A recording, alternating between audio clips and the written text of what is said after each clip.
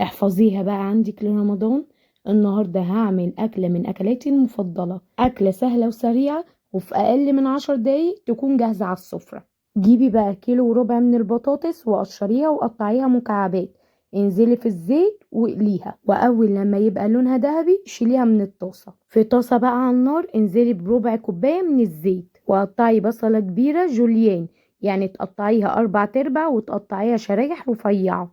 شوحيها بقى في الزيت لغاية اما تدبل معاكي. قطعي بقى 4 حبات من الفلفل الألوان، 2 أخضر وواحدة صفرا وواحدة حمرا، لو مش عندك ممكن تعملي أخضر بس. شوحي الكلام ده كله مع بعضه لغاية اما يدبل شوية، وابدأي انزلي عليهم ب3 حبات من الطماطم متقطعين مكعبات، قلبيهم تقلبتين كده وانزلي عليهم بمعلقة صلصة كبيرة، وكمان هتنزلي بالتوابل بتاعتك، ملح وكمون، فلفل اسود وبابريكا وكمان كاري.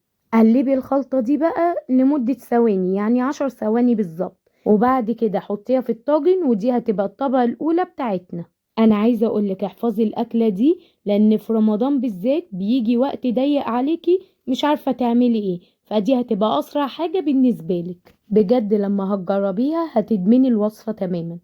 انزلي بقى بكمية البطاطس اللي احنا قليناها وسوي بيها الطبقة التانية. في طاسة بقى أو حلة انزلي بمكعب زبدة كبير أو 4 معالق كبار من الزبدة، أو ممكن تستبدليهم ب4 معالق من السمنة، وانزلي عليهم ب4 معالق كبار من الدقيق يكونوا مليانين.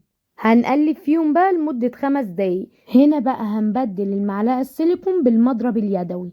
بعد كده انزلي بكيلو من اللبن عليه، وطبعا نكون مهديين النار عشان ما يكلكعش معاكي.